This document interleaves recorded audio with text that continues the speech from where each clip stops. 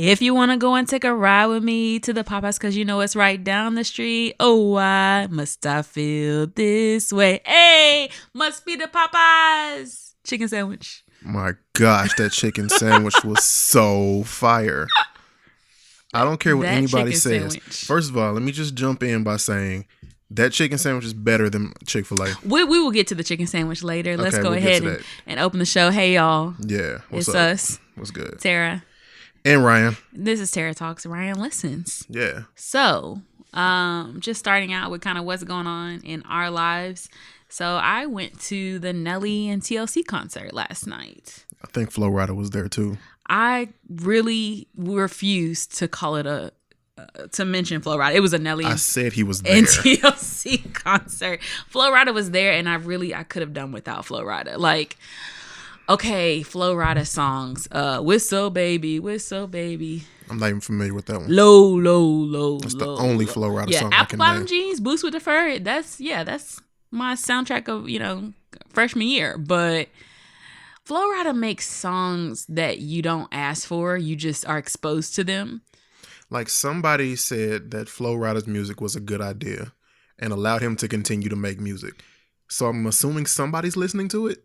And the thing is, I was sitting at the concert, just waiting for TLC and Nelly, and I looked around, and some people were literally having the time of their lives, and it hit me. Oh, some people are here for Flo Rida. Yeah, that's weird. It's so bizarre, and honestly, it kind of felt like a pity tour to me. Like, it seemed like Flo Rida maybe ran into Nelly and was like, man, I'm struggling, and Nelly was like, hey, come on this tour with us. Like, that's how it felt. Yeah. It really bothered me. But TLC and Nelly were great. Now, I do have to be I guess objective in this case because Flo Rida does have an extremely high net worth because of all of these pop songs. Right, they're that poppy. he makes. Yeah, they're so poppy. Now, again, Flo Rida's been in the game well over 10 years now, because you said freshman year in college. So yeah. if I do the math correctly, that's well over 10 years at this point.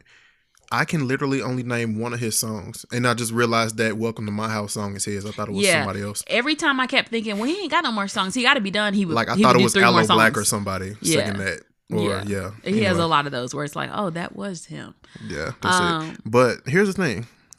Just like Darius on Atlanta said, moms got to listen to rap too. Exactly. And there was a lot of moms out there, a lot of middle-aged white women and their children. It really was. So I went to the concert with my friend, and she is a huge Nelly fan, and we kind of bonded because she's like, 22, 23. She's really young.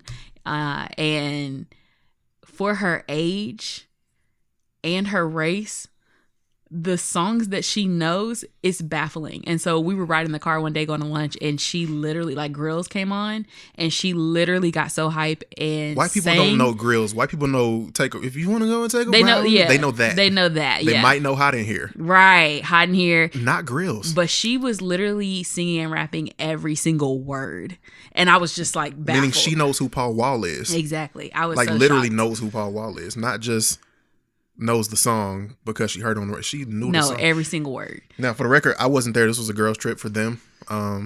So yeah. Yeah. So she and I couldn't bring went to the myself to go. concert. But I will say, like, I kind of slacked off on buying the tickets. I was like, for some reason, I thought I had more time, and I was like, oh yeah, I'll get my tickets, and I kept putting it off. And then I went to go buy my ticket, and they were sold out. Right. So for the next couple of days, I was struggling. scrambling, using every last one of all of my resources to try to find my fiance a ticket to this concert, so that I her could friend go wouldn't with have my to go friend. along. Yes. Right. And of course, I found the tickets. But of course, Tara, she's too much of a control freak. I am. And couldn't handle the pressure or the anxiety. uncertainty of not knowing if she was going to be able to go or not. Yeah. First of all, she texted me saying, yeah, Carly's putting her ticket on StubHub. I was like, see, y'all giving up already. Oh, you of tiny faith. Look, it wasn't looking good. So we, Literally. I just kept checking the website, and then something popped up on the website. So after she bought her ticket, I found found something online on the actual website to buy the ticket. Cool, right? Except for the fact that had she waited 27 minutes, I would have had a more affordable ticket for her.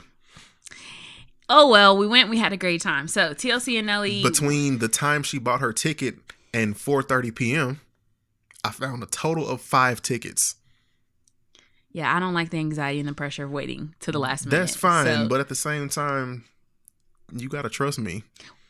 You know what? You're finna combine your entire life with mine. I am. And I need you to have a little bit more faith in me than that. Yeah. Have I ever led you wrong? Have I steered you wrong? Have I led you astray? Have I hoodwinked, bamboozled you in any way? Well, yeah, there was the engagement. We were definitely that whole proposal. We're not gonna get into that again. But anywho, so again, with that said, the fact that I was able to keep all of that from you and surprise you at every step of the way, you gotta trust me. I got this. You know that's great. I know what I'm doing. Anywho, we went. We had a great time. That's what matters. So I always said that I wouldn't go to a TLC concert after Left Eye died because I just was like, it's not the same. I don't want to see it. Y'all, it was amazing. Seriously, it was amazing. I loved the nostalgia. They really did a great job. First of all, Chili looks amazing still. Like, I don't know if it's possible. She may look better now than she did when we were younger, but yeah, she's like 48 and she looks 28. And yeah, it was just really cool. Nelly, of course, still looks amazing. Man, I was waiting for him to take his shirt off. It did not happen.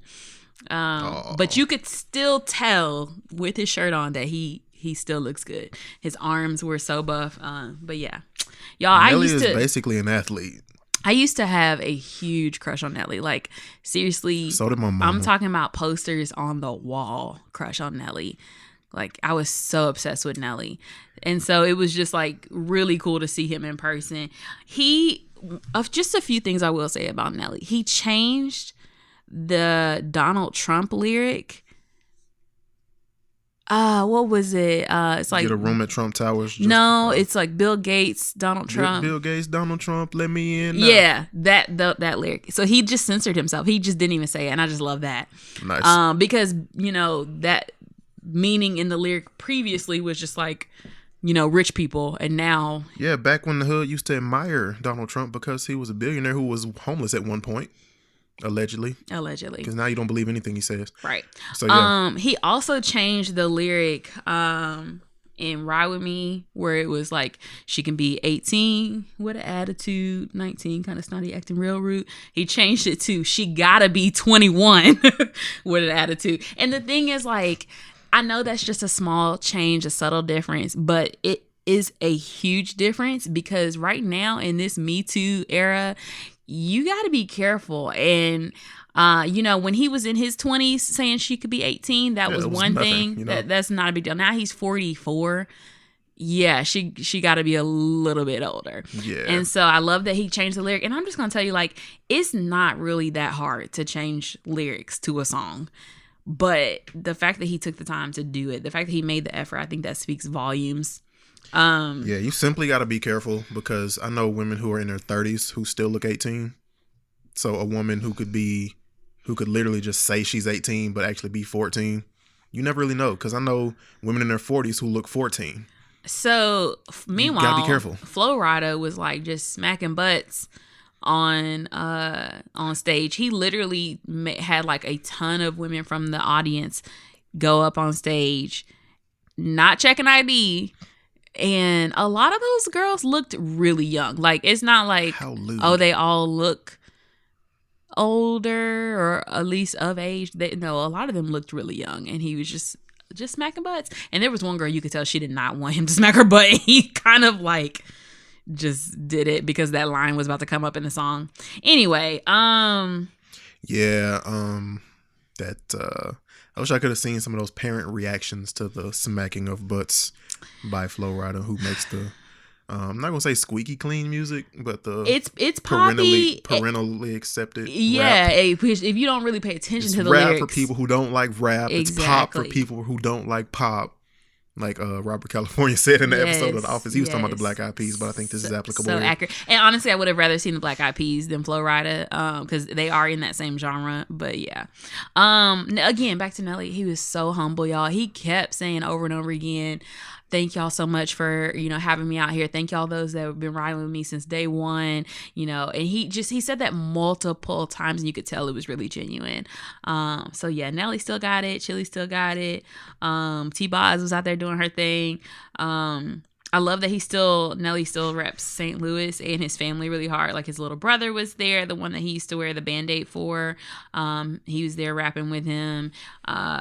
His older brother was there with him. His nephew, Jaquan, from Everybody in the Club getting Jaquan's his tipsy. nephew? That's what he said multiple times. Oh, okay. And It I might had be like that a Snoop moment. Dogg kind of That's thing. why I was like, maybe it's like a Snoop Dogg nephew. But he straight up said, y'all, this is my nephew. Like, and he said, this is my little brother. This is my big brother. Like, I took it literally. It may be like a familial It might not have thing. been literally, because I vaguely remember Nelly only having a sister who passed away. Long story. I don't want to get into that story. It's kind of sad and upsetting. But yeah. Well, either way. Point yeah. is, Jaquan was there, and that was great too. Cool. And then I will say, okay, so best songs of the night from TLC for me was Silly Ho, because I just love that song. That was my jam. No, that's not it. That's Baby, you might be crazy. What you gonna do? Like, oh no, I'm thinking of a different song. I'm thinking of Good at Being Bad. Nice try though. Yeah, but Epic fail. wait, what were you singing? If you really want to find Yes, out, that's it. Okay. I ain't the one for you. Yes, yeah. So anyway, See, because the reason I was thinking that is because Nice try. I was wishing they had done Good at Being Bad, because that song is amazing. But I get that that's a deep cut. But yeah, they did Silly Ho. if you really wanna know, boy, you need a silly hoe to do Red whatever Light. you want to do. Okay, Ooh, you're ooh. right. I'm wrong. So I can Gosh. see my face. Red Light Special, of course, was amazing. It was pretty cool because they had like the actual, red light and silhouetted dancers. Obviously, Unpretty is like everybody's like middle school anthem. That moment when you are just like, are you watching my Yeah, I was story watching, right yeah. now? Carry on. And of course, Waterfalls and No Scrub. Waterfalls, they did like a little Left Eye tribute. Okay, Carly out here getting it. Yeah, she was. And then No Scrub, I mean, obviously it's like just an anthem. For Nelly, that's a hard one, but I would say obviously Grills, because watching Carly have that moment where she could just go crazy and rap and sing with him, I was loving that. And then Batter Up. Hey, that was my jam. Yes, Batter Up. Yeah, because baseball is my sport. I might get the opportunity to play again here soon. We'll talk about that later. Oh, goodness. EI. Real quick. While you were talking about Grills, and having a crush on Nelly back in the day. So my mom also had a crush on Nelly back in the day. It was quite hilarious because when Nelly first came out, she was all like, oh, he's a nice looking young man. Now, mind you, my mom's super young. My mom was only like 2 years older than Nelly. Right. So she was like, he's so nice looking, nice and handsome, the haircut and the his clothes are a little baggy, but it's okay. He's a rapper, blah, blah. He ain't got all them diamonds in his mouth and blah, blah, blah. I was like, Mom, you sound super old right now, first of all. Second of all, who cares? He can take it out. It's not like it's permanent. Although Birdman stuff was permanent until he recently bought new teeth. But anyway, point is, like 2 years later, Nelly comes out with a whole song about having mouth jewelry. And I just looked at my mom, I was like, Mom, you remember how you said you like Nelly because he don't be having all them grills and all of that stuff in his mouth? Watch this video. Her world was torn upside down. Aww. It was so funny. Oh, goodness. Hey, Mama, I know you listening. He can switch it up. Right. EI. I mean, look at him now. Right. Yeah, he had a phase, made a song. Anywho, EI, of course. Underlay, mama. That was my other jam. Yeah, of course, Country Grammar, and then Right. of course Air Force Ones.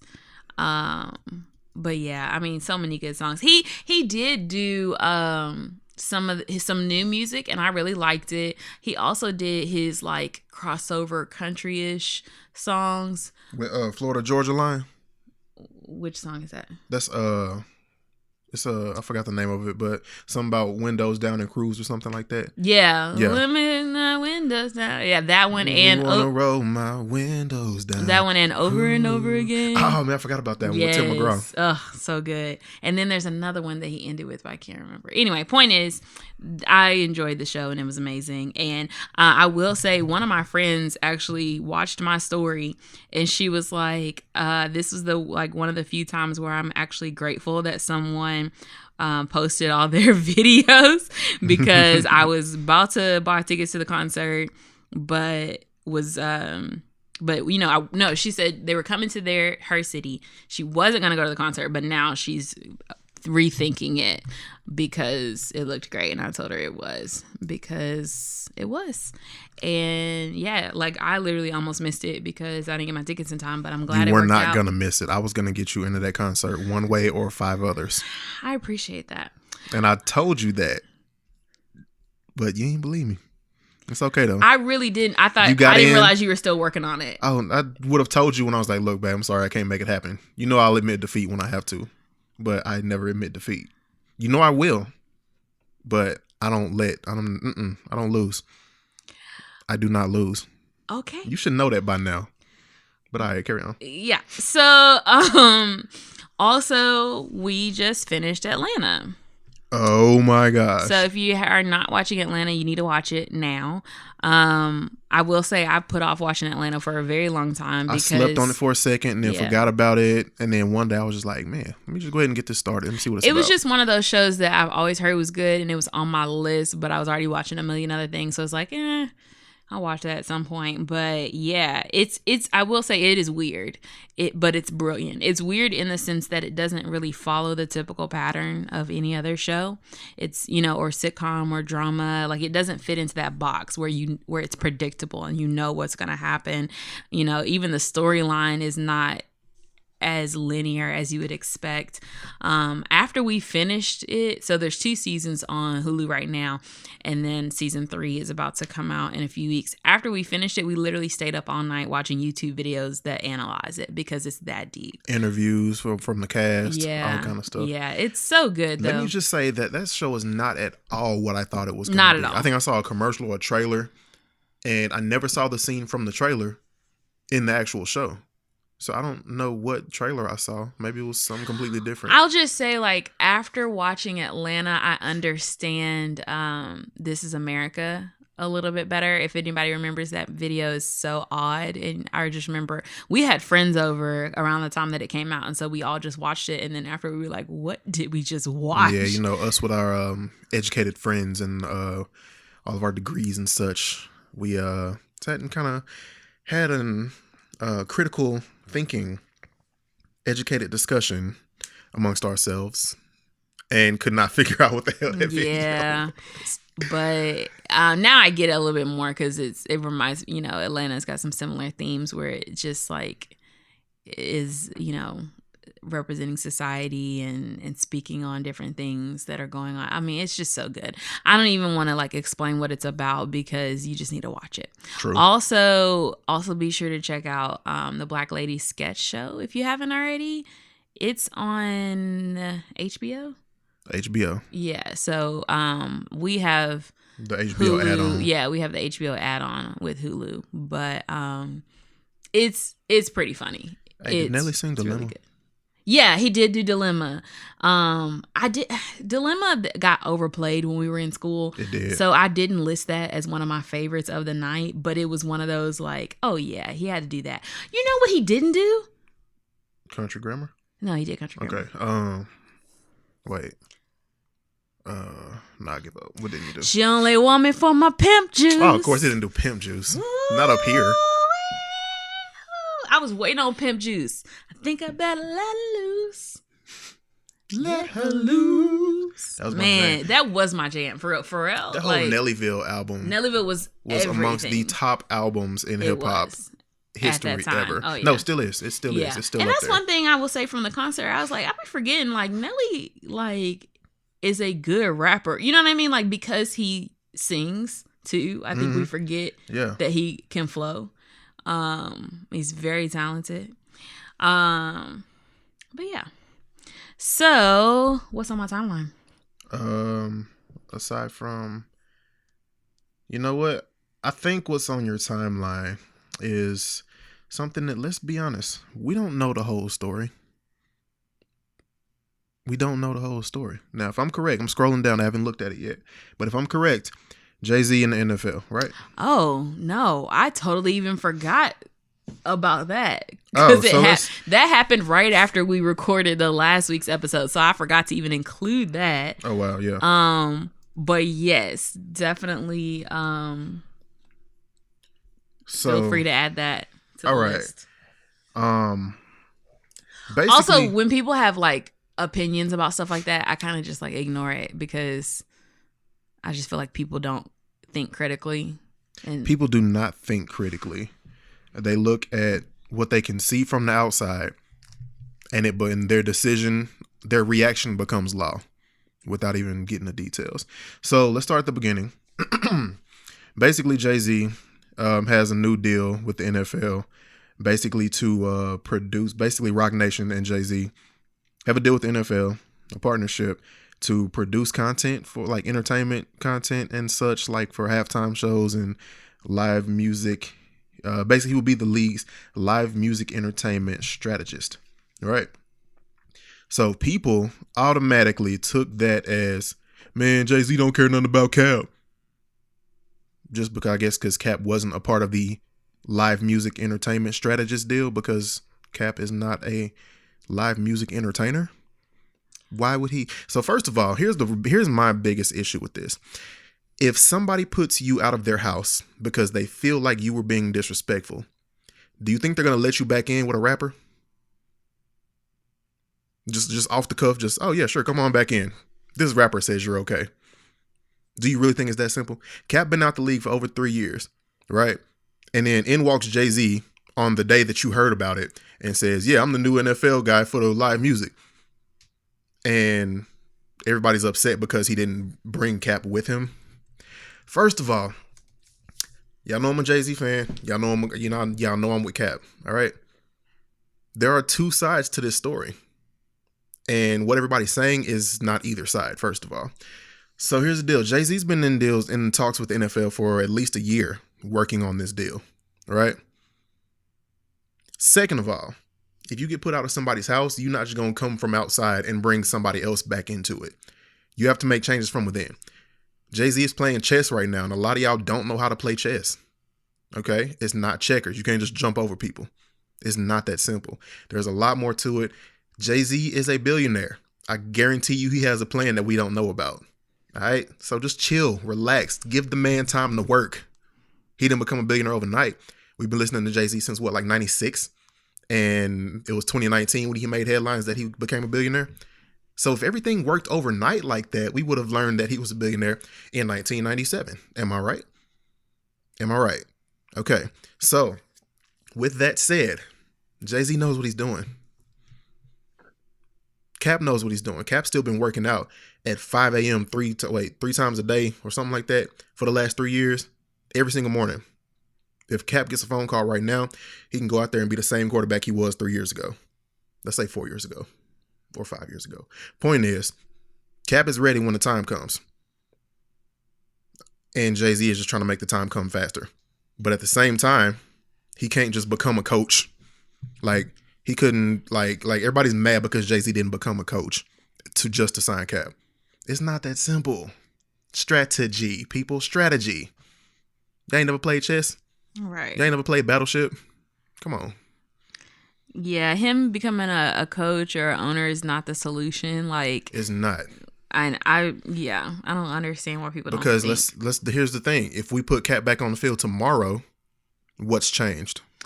So one of our friends said, I don't see what the hoopla is with Jay-Z partnering with the NFL. Jay-Z partnering with the NFL. Y'all still watch the NFL? Does not take away from what Kaepernick's protest did. Jay-Z is right. Don't get me wrong. I'm 100% with Cap. Jay has said he's with Cap as well. Jay-Z has influence. He has money. He has the ability to get into the room some of us can't even see themselves getting into. We can't find the damn door. Afford to.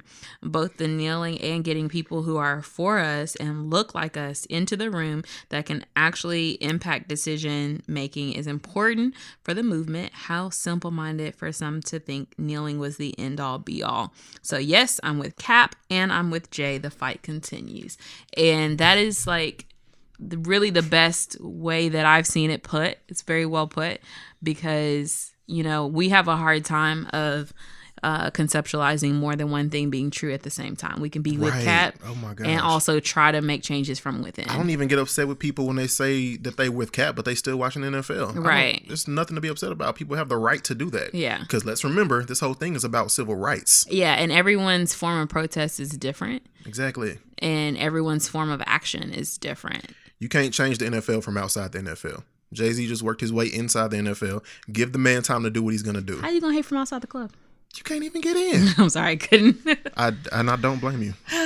But, yeah. So, let's just wait and see what happens. On top of that, at this point, Cap is bigger than football. So, if he never plays another down in the NFL, he's still a hero for what he did. Absolutely. Because let's remember, he's gonna white people didn't like Martin Luther King in the moment either.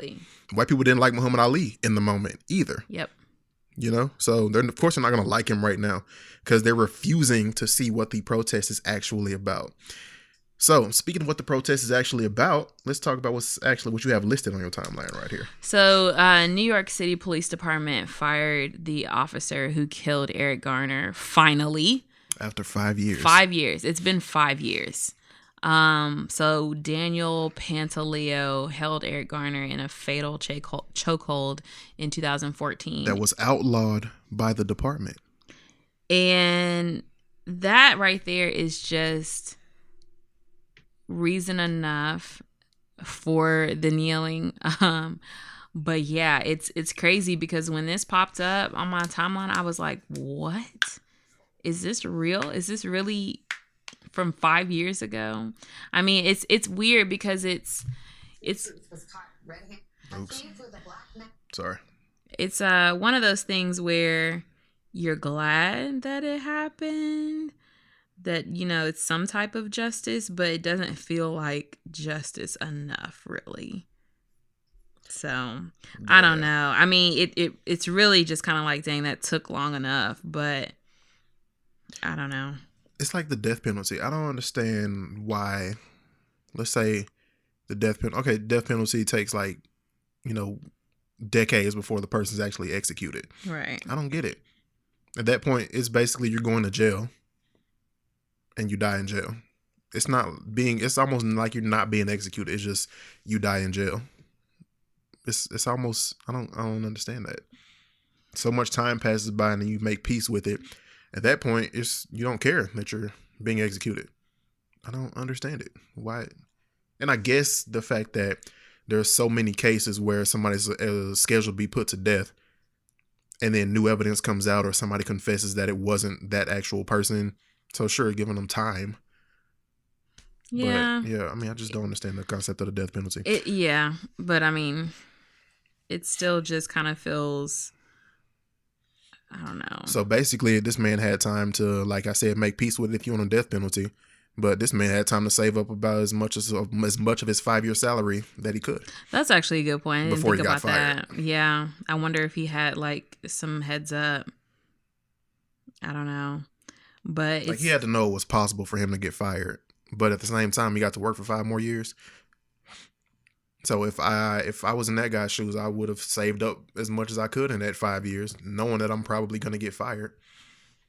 And yeah, so he's got, I don't know if he's smart enough to save money, but point is, it was 5 years later. Yeah. And that's super late. But I guess better late than never. I guess better late than never.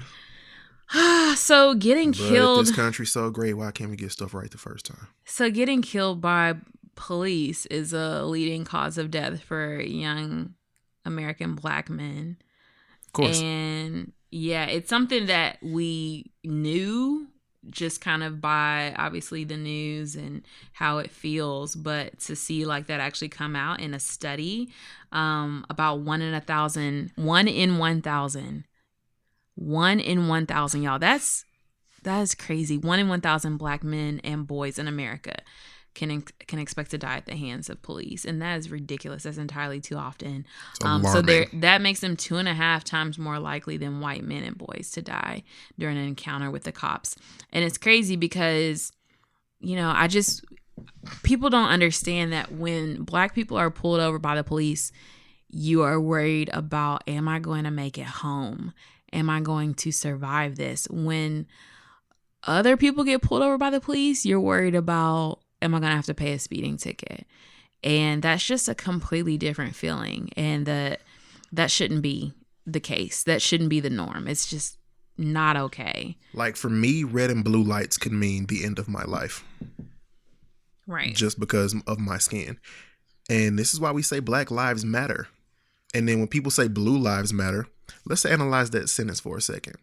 I'm saying Black Lives Matter because I am a black person. Blue Lives Matter means that you're an officer of the law and your life matters too. Now, nobody's going to deny that. However, what I cannot do is take off my black skin and be something else. A police officer, however, can take off his uniform and be viewed as a civilian. They do it all the time. It's called going undercover. So your blue life ends when your shift is over and doesn't pick back up until you clock back in.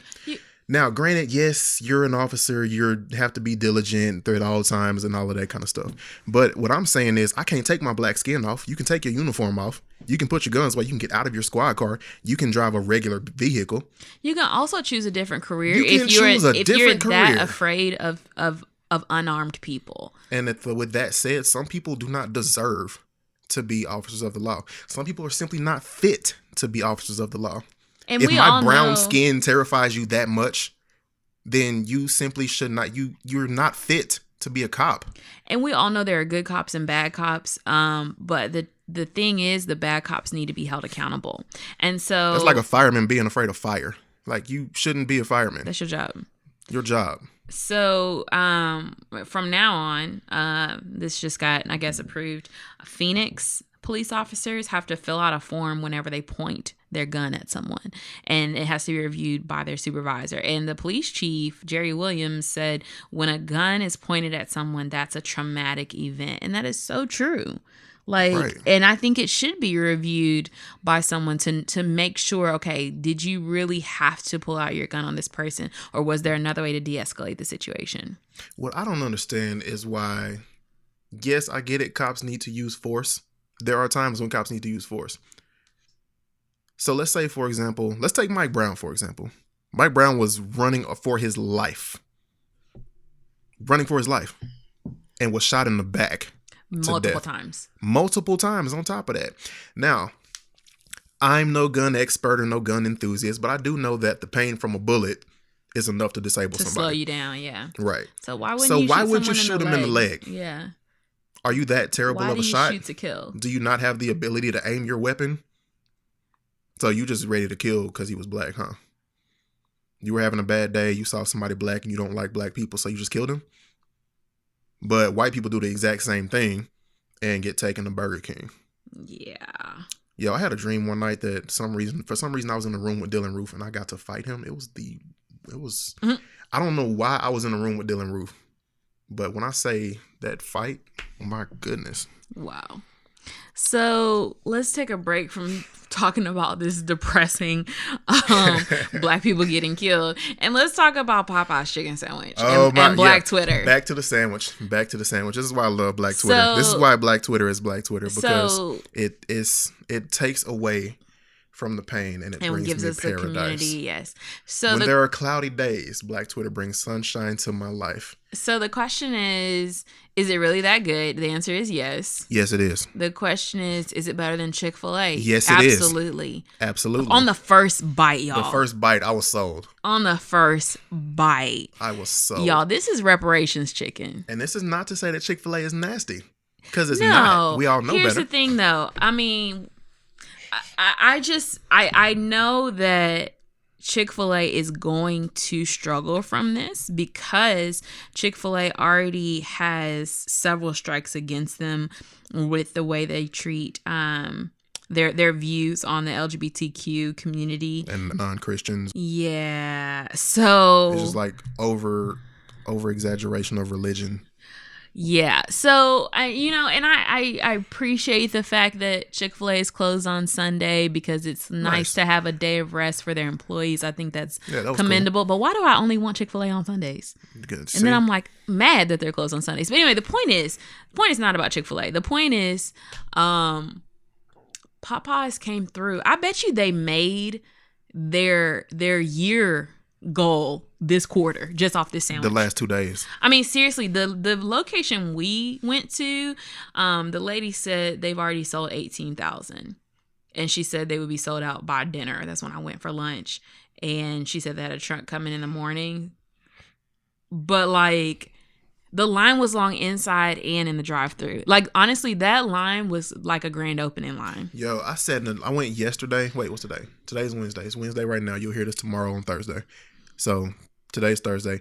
I went 2 days ago at this point, and I always do that every episode. Why do you do that? I don't know. Just I went regular. Tuesday. I went Tuesday after work. Right, we got there right at 5, and pulled into the drive-thru. Line was long. I'm like, okay, whatever. It shouldn't take that long. In my mind, I'm like, okay, it's probably taking a while because people ordering, whole buckets of chicken, like the family pack. Because we live in an area where there's not a lot of black people. Right. There's so many. It's like the population of African Americans is like 6%.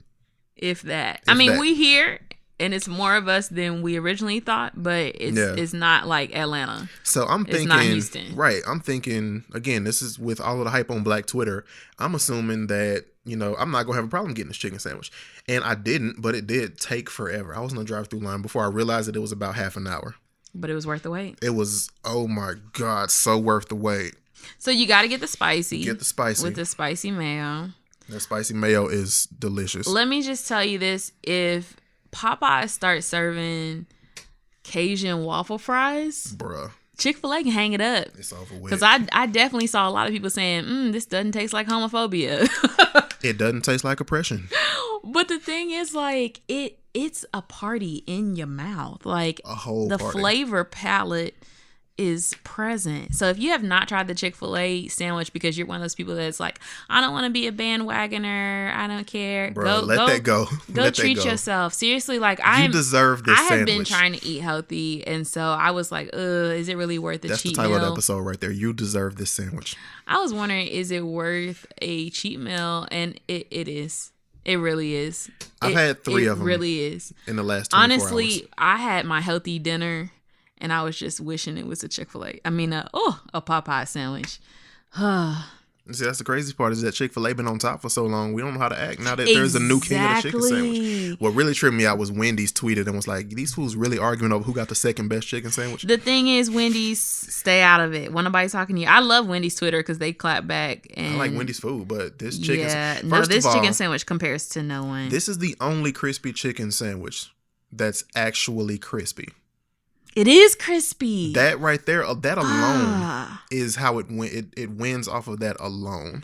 If for no other reason, that's the winner. Everybody says, "Oh, crispy chicken sandwich. Our chicken sandwich is crispy and blah blah blah." It's not. Nobody else's chicken sandwich is crispy.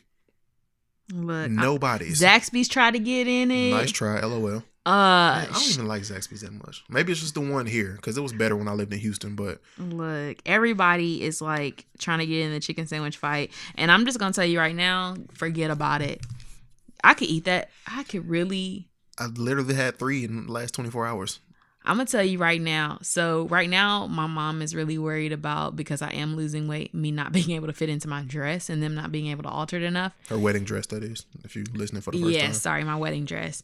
If that happens, I'm just gonna eat a Chick-fil-A. Why do I keep saying Chick-fil-A? Because it's embedded. I'm just gonna eat a Popeyes chicken sandwich every day, y'all. Seriously? Yeah, I'm so used to like Chick-fil-A sandwich, but it's over. I'm gonna be honest. This was perfect timing too, because I have friends and family. I don't know about family. I have friends and people who are extremely close to me, who I care deeply about, who I'm not gonna give Chick-fil-A my money because Chick-fil-A wants to eradicate a certain demographic of people, which to me is BS. So you're not getting my money anymore.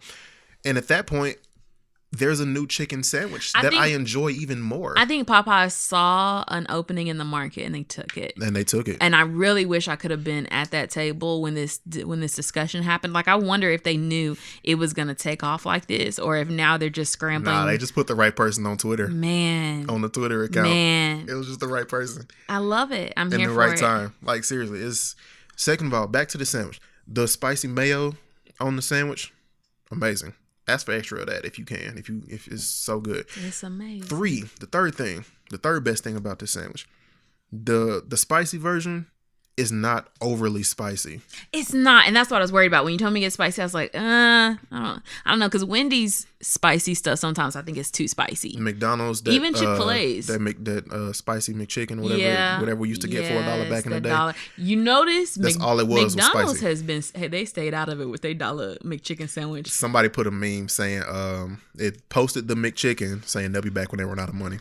Hey, and that's it. And I will. And that's I real. will. Midnight, 2 a.m. Coming home from a late party or something. That's the best thing. Is give me that McChicken. Hey, if you leave early enough, Popeyes stay open till 1. So you know what? It's worth it. Yeah, it is so worth it. And the spiciness and the flavor go very well together. They go hand in hand. It's like when you see two extremely attractive people holding hands. People were comparing it to Shake Shack's chicken sandwich, and Shake Shack's was good. It wasn't crispy, but it was not this. It didn't have that flavor, and it's more expensive and smaller. Yeah. So I mean, and the bun. The bun on Popeyes sandwich is so good. Y'all go treat yourself and go get you a chicken sandwich right now. Yeah, so when I got it yesterday, well, when I got it on Tuesday, the bun wasn't all that great. But then when I got it on Wednesday, it was like better. I guess they were just like running low on buns or something. Now back to this flavor and spice ratio. Back to like what I was saying, when you see two extremely attractive people holding hands, and it just looks right. That's the flavor and spice ratio. Now, Chick-fil-A, McDonald's, Wendy's, everybody else's spicy ratio is like you got a super hot girl and then a guy and you're looking at him like, man, he must have a lot of money or he's extremely funny or something. The girl is the spicy and the guy is the flavor in this. You get what I'm saying?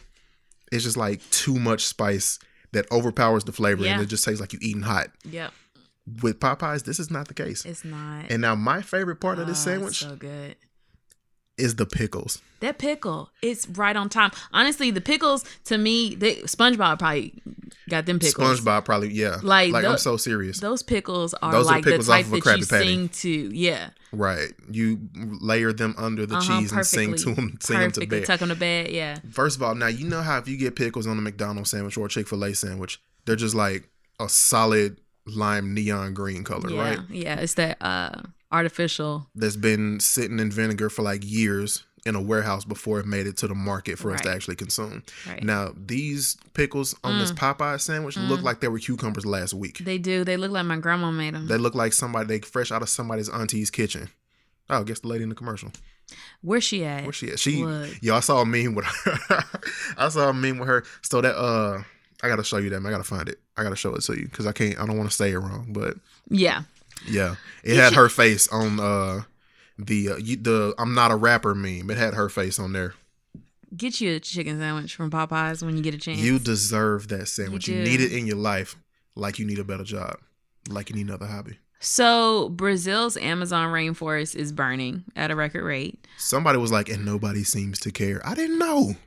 I'm upset now too. I just didn't know. I mean, I honestly don't know what I can do about it, but I do know that when Notre Dame was burning, media was covering it. The world's media was covering it. Billionaires were rushing to restore it. They raised the money in less than 12 hours to restore it. And now the Amazon is burning, and it has been burning for 3 weeks now. We're just now finding out about it. Sounds like a job for Jeff Bezos.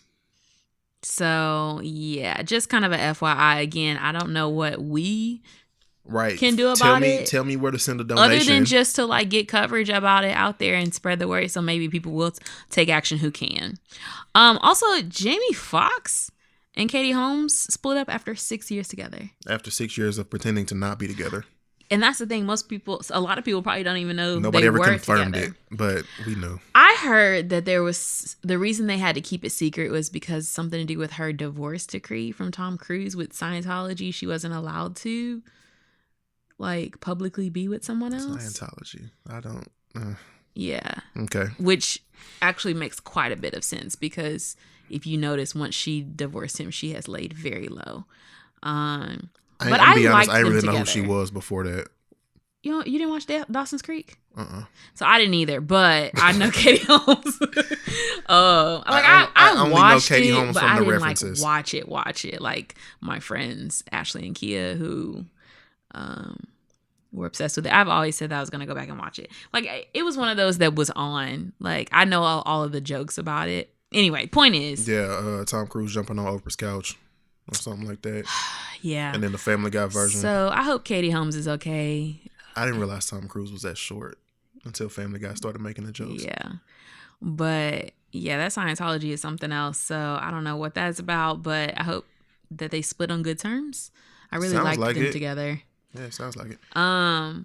So I don't know if this would be count for what's on my timeline or if this should technically be obscure news, but I'm gonna go ahead because I got two stories loaded for that. So a woman was sued. She won $188 million lottery, and she was sued by her pastor for $10 million for not donating to the church. Yeah, that's how that works. So... And that right there is probably why she didn't get him no money. So apparently she promised the pastor that she would share her blessings and then I guess didn't. Was there a promissory note that was notarized? And apparently she spent $21 million to bail her boyfriend out of jail. Oh, wow. Reportedly. Now, again, that's her business. That's her business. No, it's not like she spent the whole 180 whatever. 188 million. So 188 minus 21 means you still might get a chance for your money. Apparently the pastor tried to call her and his calls went unanswered. Also not illegal.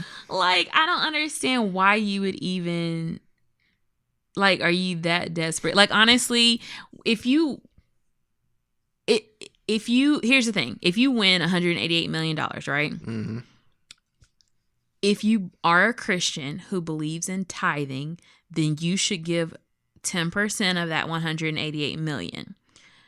Now, whether you give it to the church you've been going to or to another church that you feel more led to donate it to, or if you use it to support someone who's doing mission work, or if you donate it to charity, I kind of feel like that's your business. Yeah, because in my mind, there's more than one ways to tithe. There is. More than one way to tithe. Yeah. So it doesn't, like, your pastor shouldn't be texting you and calling you like, hey, where that money at? I know you want. Like, that's odd. That would be like if your tithes was like a wage garnishment and they automatically took it out of your check. Right. Like, who do you think you are, Pastor Sally Mae? Right, exactly. It is like Sally Mae, Pastor Sally Mae. And then this story right here is why people don't trust the church. Exactly. It's so unfortunate. Because that seems greedy. Like, honestly, tithing is something that God asks us to do, and we should do it, but it's not like a salvation issue. Like, it's not going to keep you from going to heaven.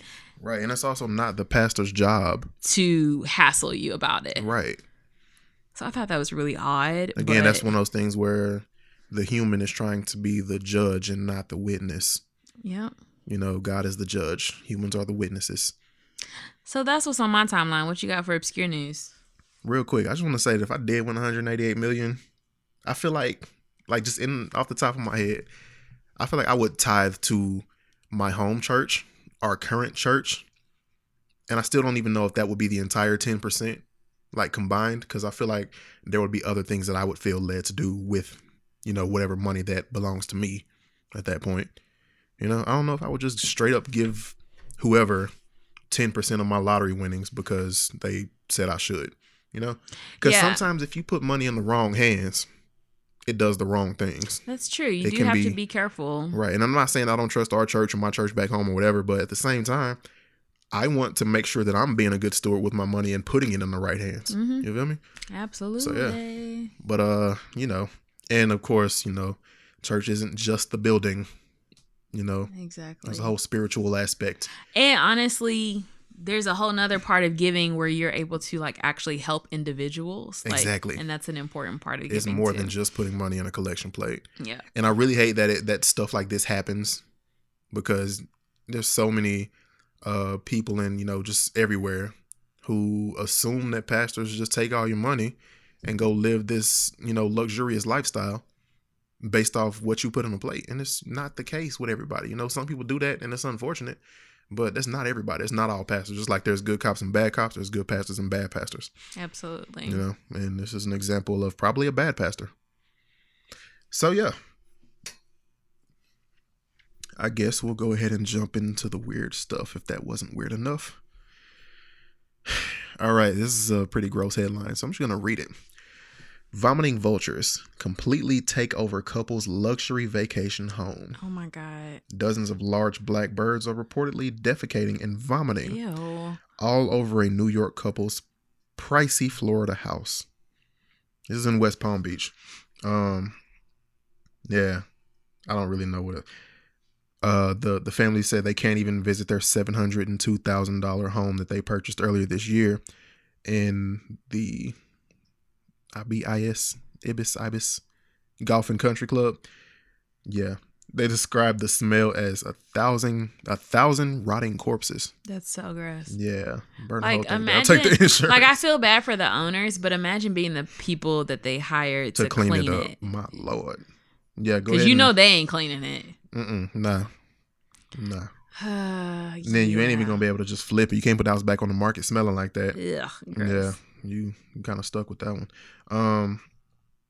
Imagine 20 vultures trapped biting each other, and they can bite through bones. Ew, gross. Yeah, I'm just gonna stop because this is gross, quite gross. Yeah. So that's on HuffPost if you want to read the whole thing. Most of these weird stories come from HuffPost, so shout out to HuffPost. Next headline. This is another gross animal. Raccoon caught inside high school vending machine. Oh, no. Lurking among snacks.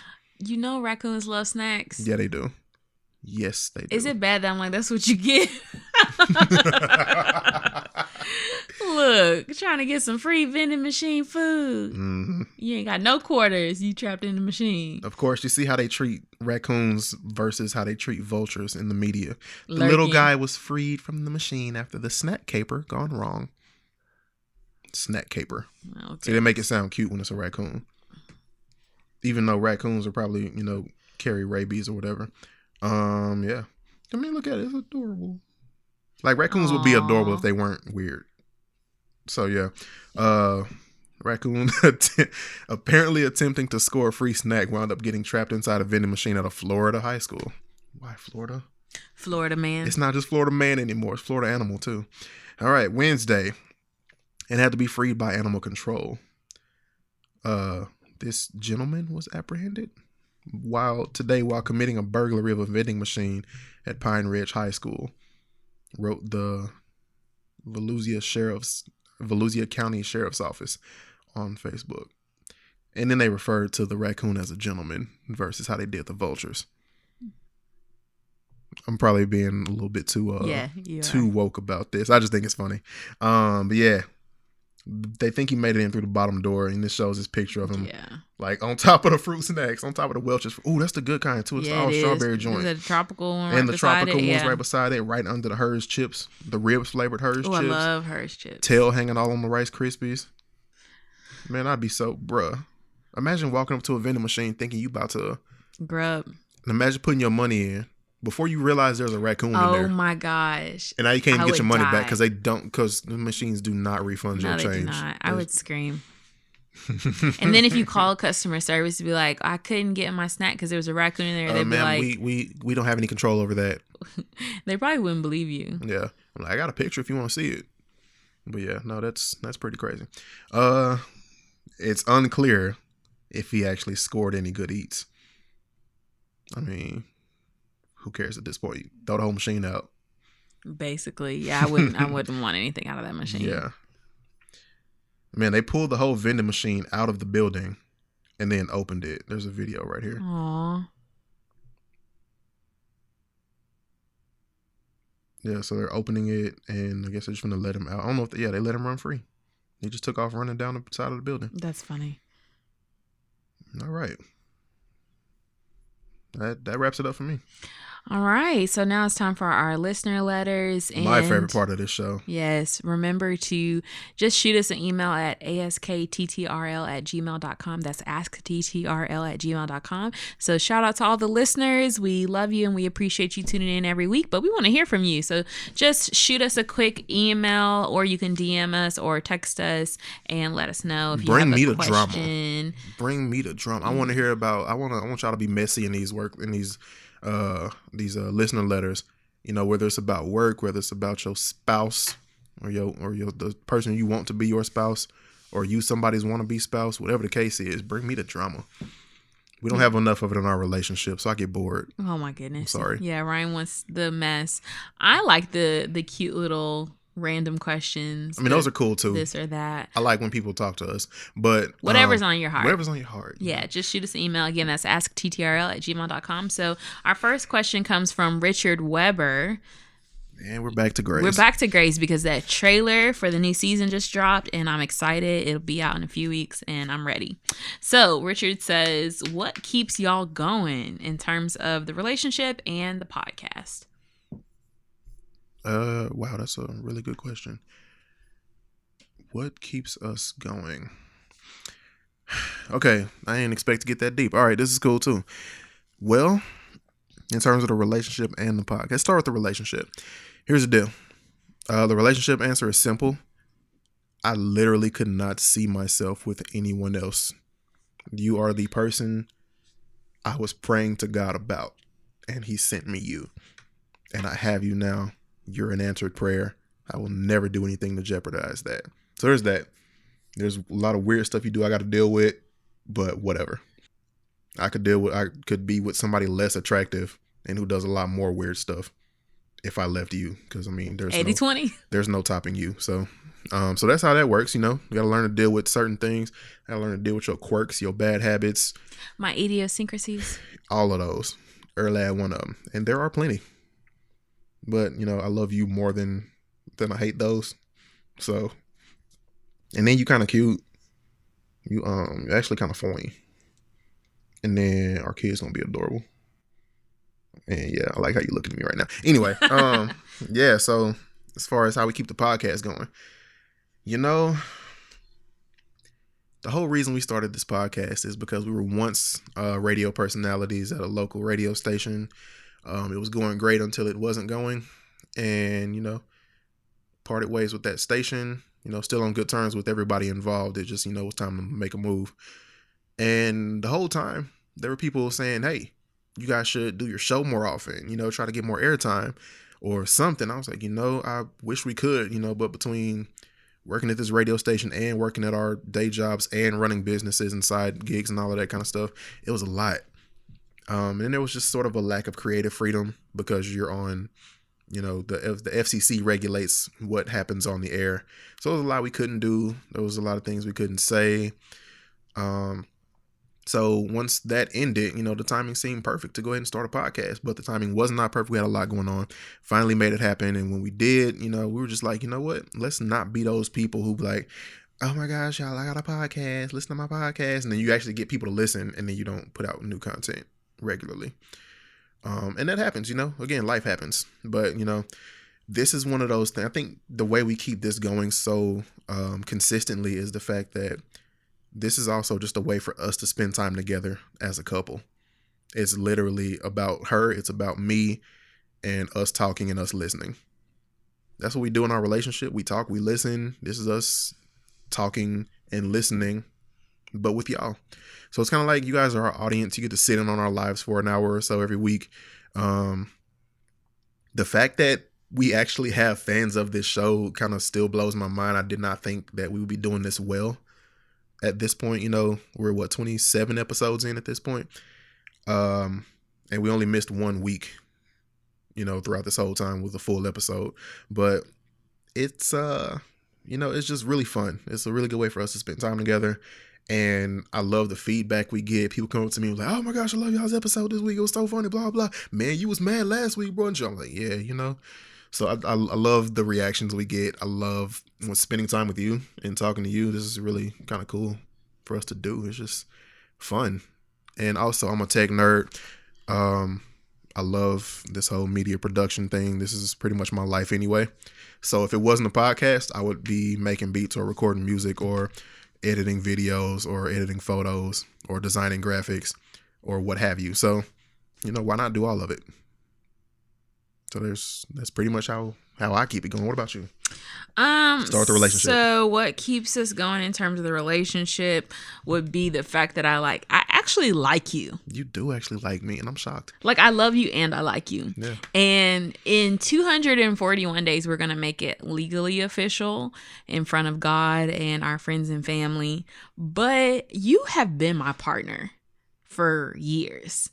And we truly are that. Like, we are very intertwined in each other's lives. I think that's what keeps us going in the relationship, is the fact that, yeah, we have like our separate stuff. Just like, I could go to the Nelly concert with Carly last night and you didn't have to be there. It's like not that serious. Yeah, you deserve girls' time too. But at the same time, we have a lot of similar interests and a lot of similar goals. And so our lives are very intertwined. And that kind of helps us in terms of our relationship. And because we, I don't have to like force you to do things with me. Like, we enjoy doing things together. Right. And I noticed that in some other people's relationships where it's like, or you see it on TV where the woman is like, will you come to the opera with me? And the guy's like, oh, I don't want to go do the opera. Will you come to the, gun show with me or the car show? And I don't want to do that. Like, it's like men and women are pitted against each other in media. And I found that our relationship is not like that at all. Like, there are like very few things that you're like, yeah, no, I'm good. Like most of the things where I'm like, hey, you probably aren't interested in this, but I really want to do X, Y, Z. You're like, oh yeah, that sounds cool. Let's do it. Like, so I really enjoyed that. I've enjoyed watching us grow up together over these last, 6.5 or so years. We have evolved and changed, but we've evolved and changed together, luckily. And it's pretty cool for me to see things that you didn't used to do that now you do, or you didn't used to like that now you like. And it's just like growth, and we've grown through stuff together. We struggled together. We come out together where it's like, okay, now we can afford the guac, and we know guac is extra. That's fine, So it's just, that's what keeps me going, is seeing kind of like where we've come from, but also knowing it's just the beginning. We went from splitting a burrito to adding guac to 2 different ones. Exactly. And having a side of queso. Whew. In terms of the podcast, what keeps me going, or what keeps us going, I would say is knowing that other people are listening. Like, that's really cool. Like, we don't do this to like with the thought of like, oh, so many people are listening. We do it because we enjoy it. We're both comm majors, and so this is kind of an expression of our art and our creativity and what we do, what we went to school for, that kind of thing. And it's something that's in us. We have had so many iterations of something similar to this, whether it was the radio station or writing newspaper articles or relationship advice articles, or we used to be on Tiger Vision together, which was I thought you were gonna say Examiner, because I had a brief stint on Examiner. That's what I was talking about with articles. We both did Examiner, but yeah, we used to do Tiger Vision together when we were kids, like just middle school and high school TV production and video editing and that kind of thing. So this is something that's just like in us. Like, we would do it obviously for free. Like, we are doing it for free because it's something we love doing. And so it actually costs me money to like host the episodes every week. Exactly. So I'm paying I'm literally paying to be able to do this podcast. I bought equipment. I bought additional equipment because I'm a nerd. Yes. But like, hosting, host the server, you got to pay for the server space. Exactly. So we do this because it's fun. Exactly. So someone approached us about, sponsorship, and we're definitely going to look into that soon. But, at the end of the day, looking into it. We're just, trying to get our ducks in a row. But at the end of the day, we do this because we love it. And like Ryan said, it is a really cool way for us to spend time together. So it's actually beneficial to our relationship too, to have this thing that we share.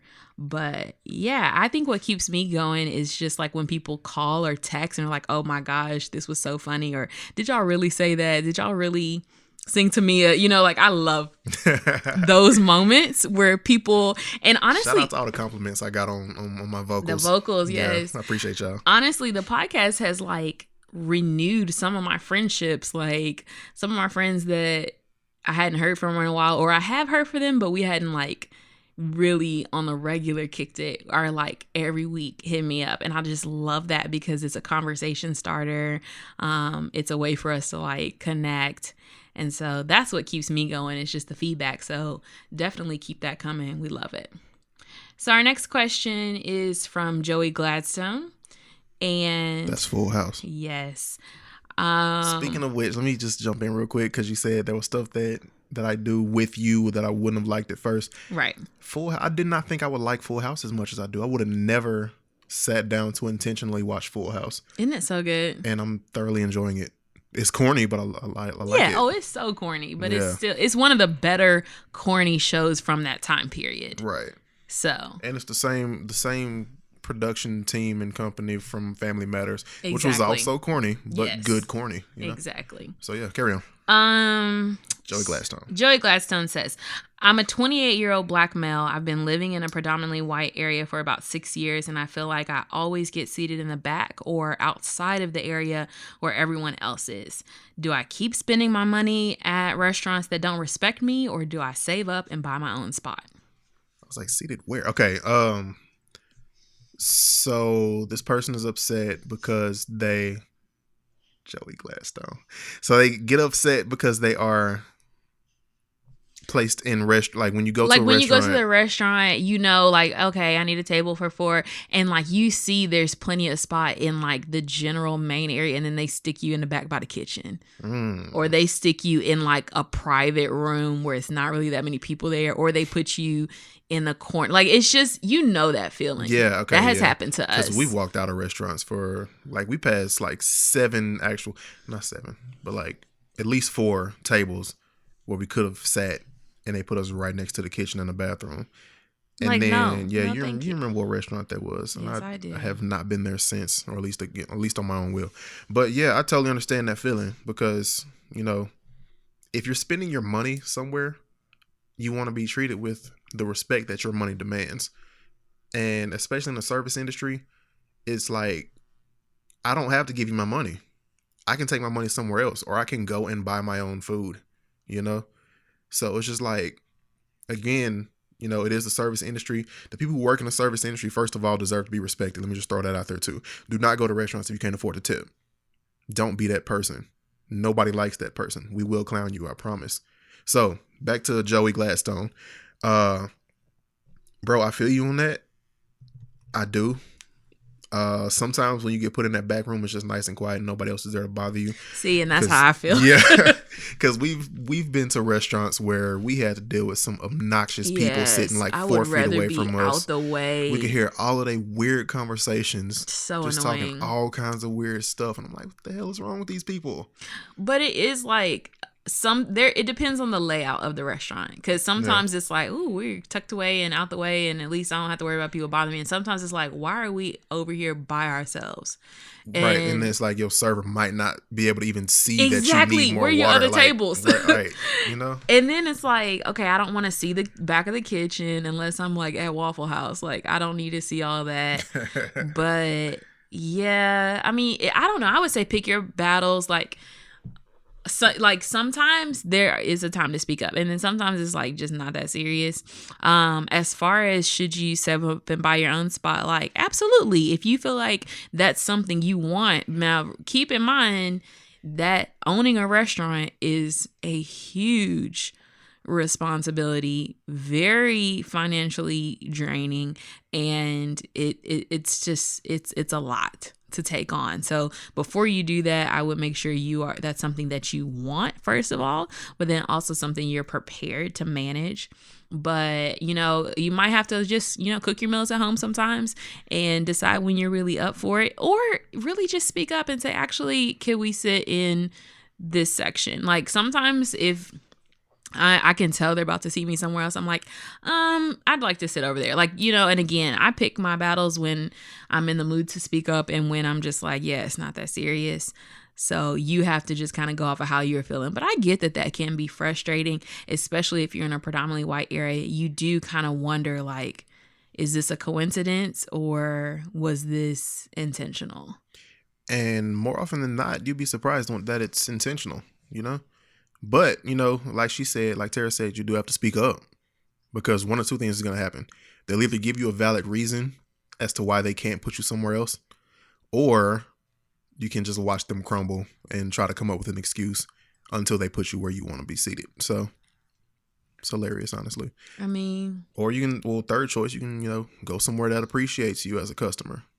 And you can always support Black businesses. I mean, that's a beautiful feeling when you walk into a Black-owned restaurant and it's like being at home. It's like family.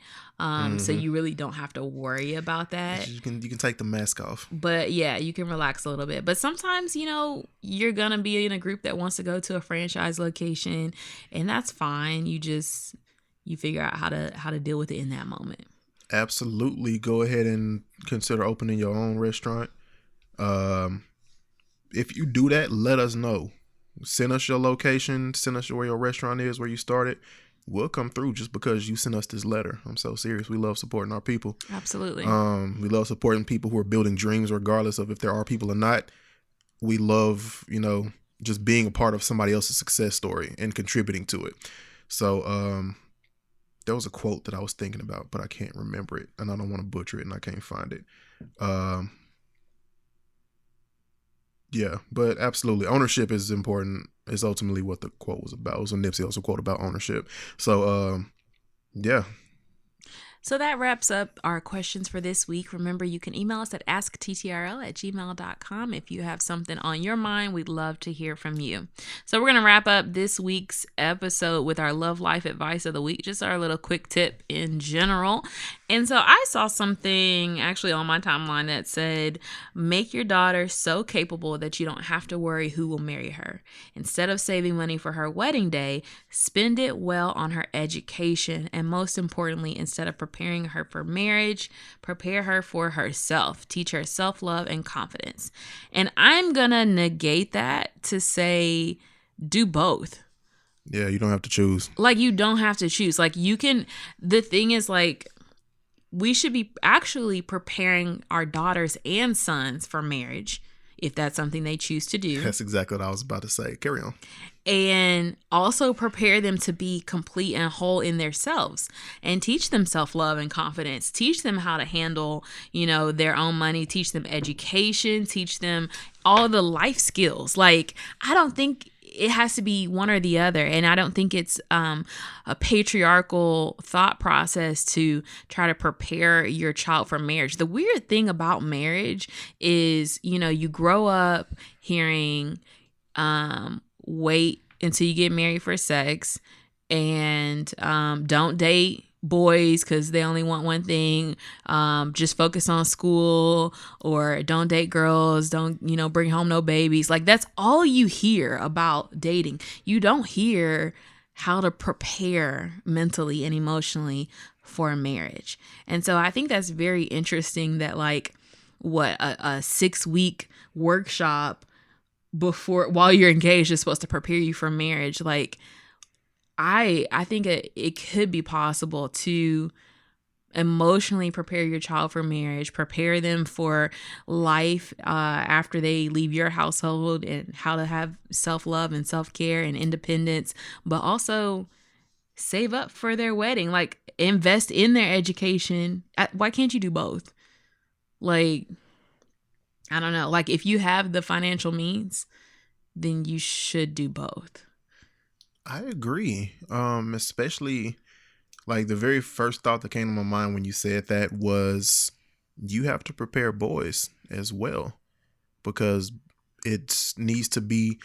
So we need to spend less time. Now, this is an unfortunate thing, and this is how the world is, and it's so unfortunate. It's terrible, and I hate it. But we have to spend a lot of time telling our daughters how not to get raped, when we could put that same energy into telling our sons to not rape. How not to rape. And how lame you are for raping. Because ultimately what that means is that you had to take it. And you couldn't earn it. Couldn't get it on your own. Now, that's like a dad thing to say. Or, not necessarily a dad thing to say. But anyway, point is, if you prepare, you gotta, it can't be one-sided like that. Because if you telling boys, like, yeah, go ahead and go, for lack of a better term, sow your wild oats, or whatever the phrase is, or whatever. But then you telling girls to stay over here and be all prudish and try to be a perfect wife. Who are the boys supposed to be sleeping with? And then you get upset when somebody's gay, which is bad for you to get upset about it. So it's just like, you really got to pick your battles.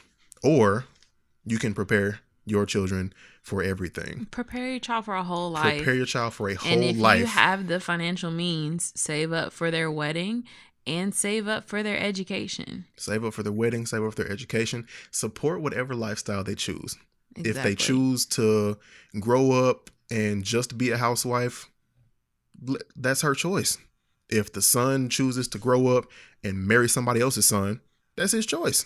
It's still your son, and you still have to love him.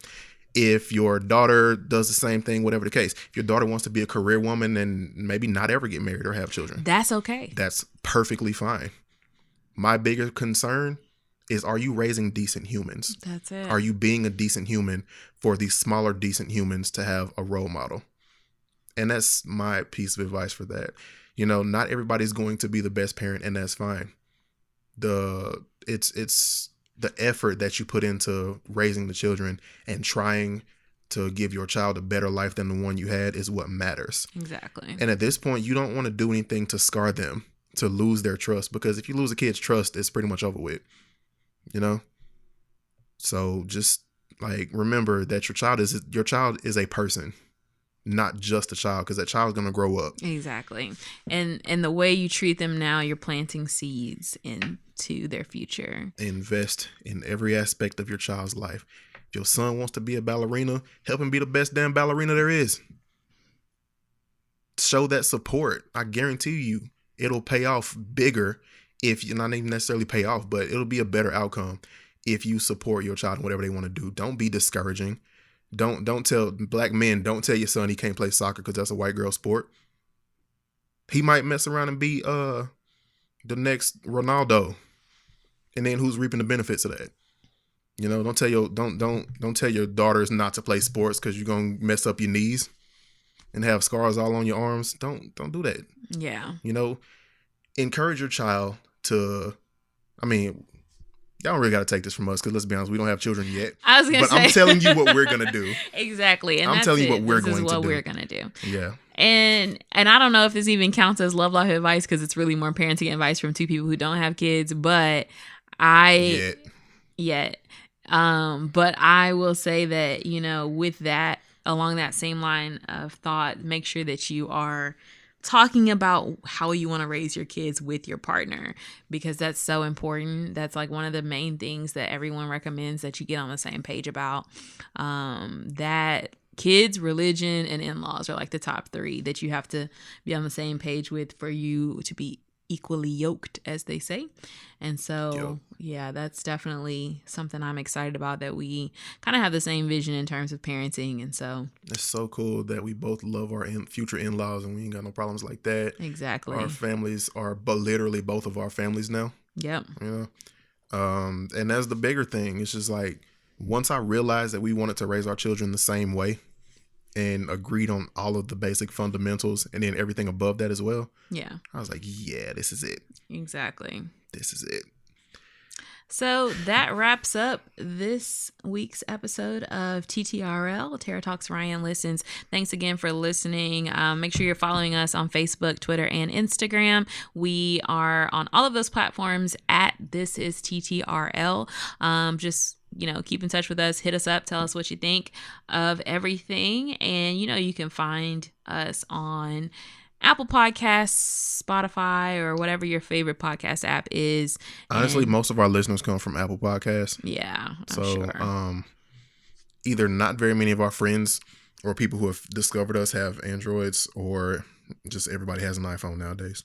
Yeah, and that's all good. Make sure you're also following us at tcar_examiner. That's mine. Y'all, I know I said I would change it a long time ago and I haven't yet. I haven't found something that's not taken. So if you want to send me suggestions, I would love those as well.